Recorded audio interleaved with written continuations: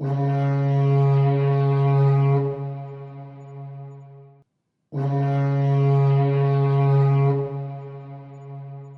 if I told you a single drought could shut down one of the greatest engineering feats of all time? The Panama Canal, an unimaginable shortcut between two oceans, relies on a hidden system of locks, steam engines, and an invention that could move concrete like never before. But why does this matter? Because this canal saves ships 20,000 kilometers of travel, and if it ever fails, the world's trade could come to a standstill. Stick around, because the secrets behind this marvel will leave you questioning everything you know. If you're hooked by the mystery, don't forget to like, subscribe, and hit the notification bell so you don't miss the rest of the story. According to research, the Panama Canal, a vital waterway connecting two massive oceans, relies on a delicate balance of water, technology, and nature. The system is so ingenious that ships are raised nearly 20 meters to cross a narrow stretch of land. But here's the catch.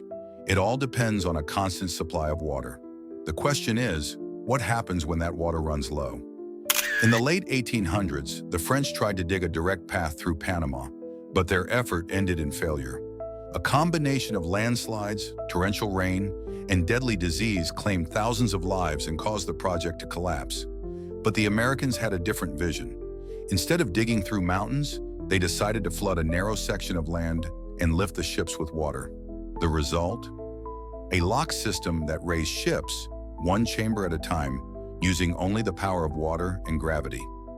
The real genius behind this system lies in its simplicity. By adjusting the water level, ships are raised or lowered without the need for external power. But here's where things get tricky. Each ship that passes through takes some of that water with it.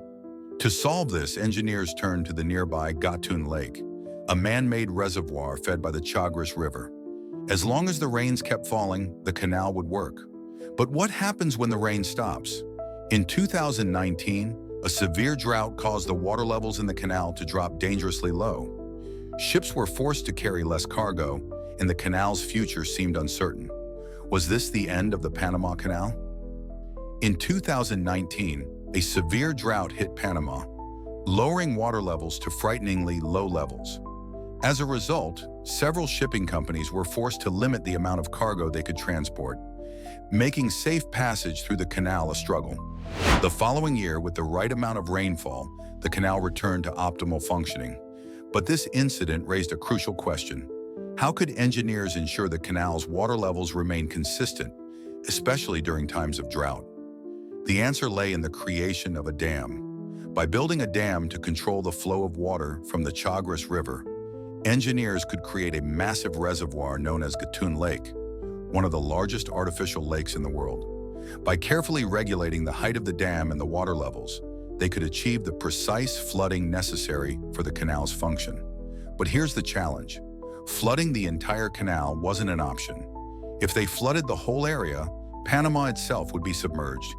Instead, they needed to flood just the right sections. The engineers had to make a tough decision. 2/3 of the land would need to be flooded, while a small portion would remain above water, allowing ships to pass. Now the real challenge began, removing the land that lay between the dam and the sea.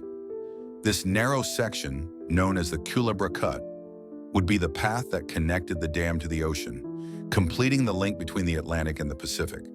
To tackle this massive feat, engineers turned to colossal machinery, giant earth-moving machines specifically designed for this project. Among them were the rail-moving machines, earth graders, and steam-powered excavators. These machines were created with a singular purpose: to carve out the path that would make the Panama Canal possible. The scale of the machines was staggering. 70 steam-powered excavators were used, each a massive beast of engineering, designed to dig through the tough, rocky terrain of Panama. But even with such massive machines, the terrain was unforgiving. The solution? Explosives. On average, 800,000 sticks of dynamite were used every month to break apart the stubborn rocks. The dynamite shattered the massive stones into smaller pieces, making it possible for the steam shovels to scoop the earth away. Each shovel could remove up to 2 tons of earth, which would then be loaded onto barges and carried away. What's even more fascinating is how these machines were powered. The steam-powered engines behind these excavators were a marvel of their time. The engines not only powered the massive digging equipment, but also controlled the entire operation with precision. This was cutting-edge technology at the dawn of the 20th century, a glimpse into the incredible engineering advances that made the impossible seem possible. As the excavation continued, the Culebra Cut began to take shape, a monumental scar in the earth, carved out by machines and dynamite, cutting through the mountains and connecting two oceans. The project was not only about digging a path for ships, but also about overcoming every obstacle nature could throw at it. The Panama Canal, once a dream, was now becoming a reality. Engineers faced new hurdles with each passing day. One such challenge was unloading massive amounts of earth from rail cars. The solution? A steam-powered crane called the Dipper, equipped with a unique gear system that allowed it to swing and move back and forth, effortlessly unloading dirt. But even this wasn't enough. Massive piles of earth on either side of the track made further progress difficult, so engineers invented a new machine, a massive earth grader with steel blades extending 11 to 13 feet on either side, clearing the land with remarkable efficiency. But the real innovation came when it was time to move the tracks. The engineers created a rail-shifting machine, a steam-powered crane that could lift and reposition the tracks with ease. Thanks to flexible steel rails, they could move entire sections without dismantling anything, a breakthrough that saved the U.S. government millions. Yet the most difficult part of the project was the Culebra Cut itself. Imagine if the French had succeeded in their approach, digging through the mountains. But the engineers quickly realized that removing the massive amounts of earth was far more complex than anticipated. With steep, unstable mountainsides and constant landslides, they needed to rethink everything. This wasn't just about moving earth. It was about adapting and overcoming nature's every obstacle. The real surprise? They had to remove nearly 3 times more earth than anyone had planned. The scale was unimaginable. Landslides, constant instability, and the sheer volume of earth were overwhelming. The engineers had to keep the cut slope shallow to avoid it collapsing. After years of excavation, they were almost done. But the final obstacle, the Gamboa Dike, remained. Then on October 10, 1913, U.S. President Woodrow Wilson pressed a button, sending a signal over 6,000 kilometers to Panama. An electrical system, largely submerged under the ocean, transmitted the signal to the engineers.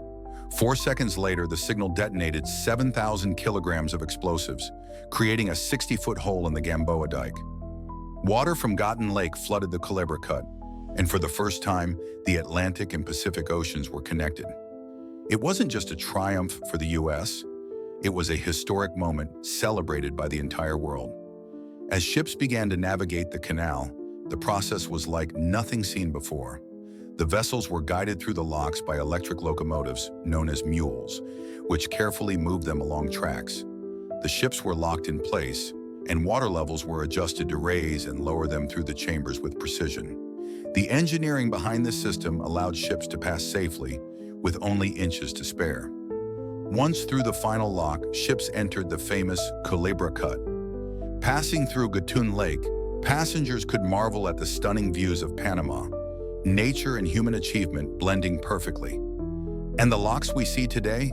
They're based on the ingenious corner lock designs first conceived by none other than Leonardo da Vinci over 500 years ago. For more incredible tales of engineering triumphs and historical mysteries, make sure to like, subscribe, and hit the notification bell so you don't miss any of our future videos. Thanks for watching, and I'll see you next time.